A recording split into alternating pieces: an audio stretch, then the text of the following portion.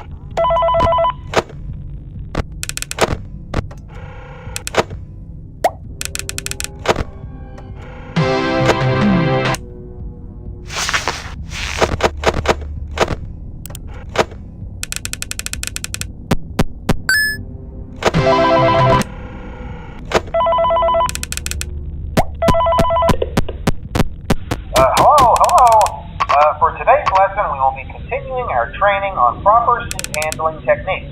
When using an animatronic as a suit, please ensure that the animatronic parts are tightly compressed and fastened by the spring locks located around the inside of the suit. It may take a few moments to position your head and torso between these parts in a manner where you can move and speak. Try not to nudge or press against any of the spring locks inside the suit. Do not touch the spring locks at any time. Do not breathe on the spring locks, as moisture may loosen them and cause them to break loose. In the case that the spring locks come loose while you are wearing a suit, please try to maneuver away from populated areas before bleeding out, as to not ruin the customer experience. As always, if there is ever an emergency, please go to the designated safe room. Every location is built with one extra room that is not included in the digital map layouts programmed into the animatronics or security system.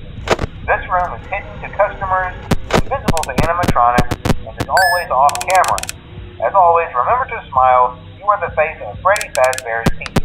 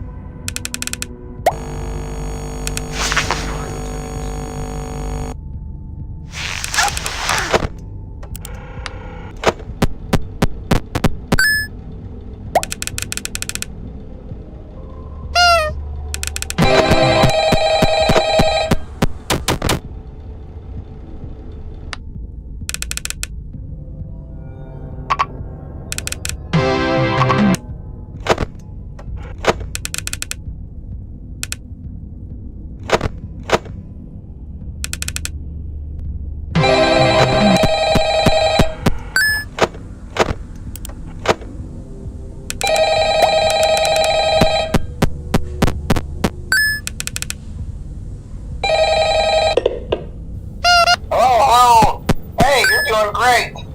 Most people don't last this long. I mean, you know, they usually move on to other things by now. I'm not implying that they died. That's not what I meant.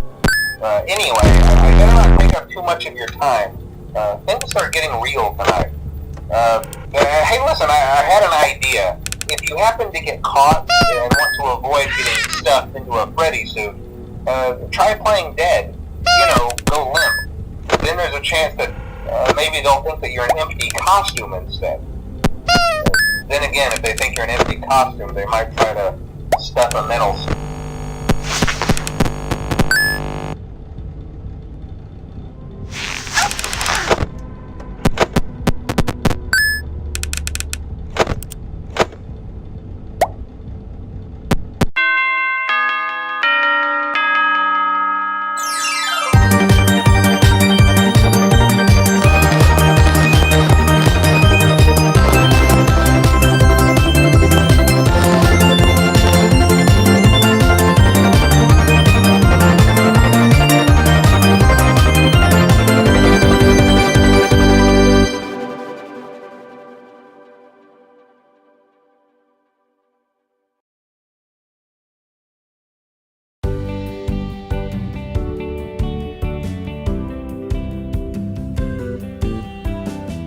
Dear Diary, yesterday was so amazing, and I met such a wonderful guy. But I don't think it was meant to last, for my heart belongs to another. He's so amazing and strong and so cute. I've been thinking about him all day, and I think he's really into me too. He's the only one for me. I just know it. And I know just how to get him. Look at that top hat. That amazing top hat. He'll be mine by the end of the day. I just know it. I told him that I needed help with my homework, but once he's there, I'll have him. And once I have him, he'll be mine forever. There is only one thing that could possibly go wrong.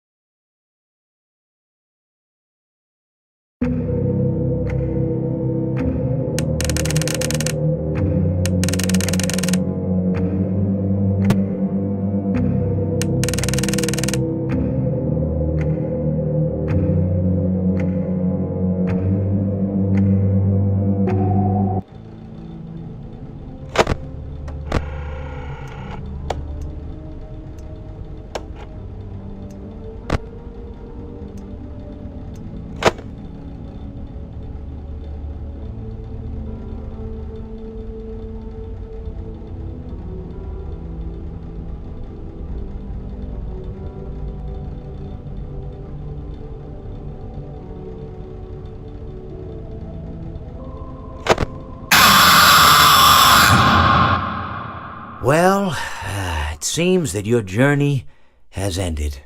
Very sorry about that. It was always going to end this way, of course. If it weren't by me, it would have just been by some other, terrible thing. Just, you could not imagine how terrible it would be. Just, I get scared thinking about it. I'm glad it's not me. It reminds me of a time I was speaking to my good friend Orville. We were sitting on a park bench watching the pigeons. I was on the left, he was on the... Oh, wait, was I on the right or left? Anyways, it doesn't matter. We were sitting on there watching the pigeons. And I said to Orville, "Friend, those birds are frozen." And he kind of looked at me like I'd lost my mind. But I reminded him that it was winter, and often birds will sit in a tree until they freeze. And then they sort of fall to the ground until the sun warms up and they can, move around again. So I said to Orville, "You might as well save those breadcrumbs until the birds thaw, because they can't very well enjoy them in the condition they're in." To which he asked what I meant, and asking what condition the crumbs should be in before he threw them to the birds, assuming that I meant the birds couldn't enjoy the breadcrumbs in the condition that the crumbs were in, when in fact I had meant the birds could not enjoy them in the condition that the birds were in, considering that the birds were frozen.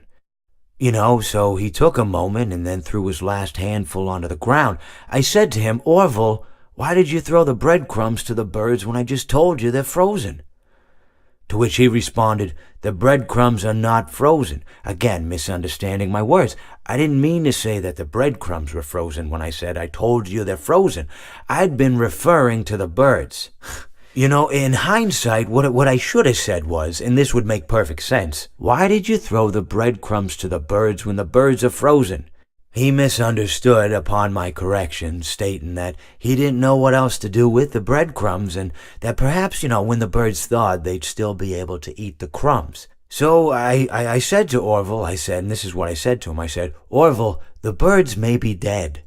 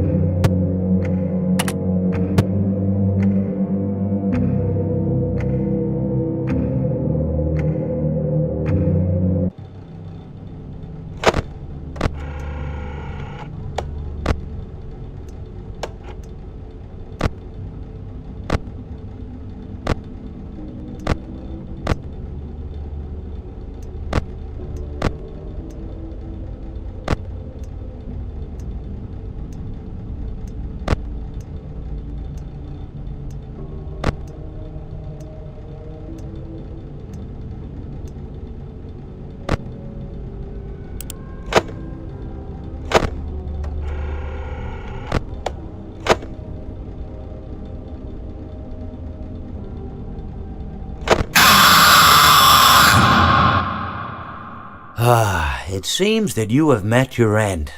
What a pity. I don't feel too bad about it, though. After all, if it weren't me, it would have just been one of the others, I guess. I'm honestly just glad to be out of those air ducts. It's not easy for a hippopotamus to fit up there, and not easy to get down either, and not as young as I used to be, as you can see. I used to be able to do all sorts of things. You're young, you're vibrant, you have that sort of pep in your step. It reminds me of a conversation I was having with one of my good friends, Orville. We were having a nice picnic one day. I believe it was summer. No, perhaps it was... Was it the fall? Yes. It was the fall because the leaves had turned already. But I said to Orville, I says, "Orville, I have a story to tell you." And Orville looked at me, kind of odd and said, "What's it about?" I said to him, "Not every story has to be about something, Orville. Sometimes a person just wants to talk. Why does everything have to be a story?" I said to him. He just looked at me and he said, "Well, you said you had a story." And, he was quite right. I did, in fact. I told him I had a story. I suppose if a person just wants to talk, then it's best to not announce that you're telling a story. Telling a story does come with its own pressures and expectations, I suppose. After all, if you're just talking to a friend, then there's no more expectations than if you were talking into the wind. Words by themselves aren't expected to carry, aren't expected to stick. But if you announce you're telling a story, well then, there'd better be a point to it all, No one wants to sit and listen to someone ramble on and on and on with absolutely no end in sight. So, it's good to be mindful that when you tell someone that you're about to tell a story, that you have something to say. Telling someone that you're going to tell them a story is tantamount to asking them to stop what they're doing and pay attention. You're basically saying, hey, buddy, stop everything. Stop what you're thinking. I have a solution to everything. And, well, I didn't really have any story to tell. In hindsight, I probably just misspoke when I said that I had a story. I think it would have just been better to tell Orville that I wanted to tell him something rather than tell him that I had a story. But even then, it might have put too much importance on the whole thing. Either way, it was quite a nice day. I remember that we were drinking tea.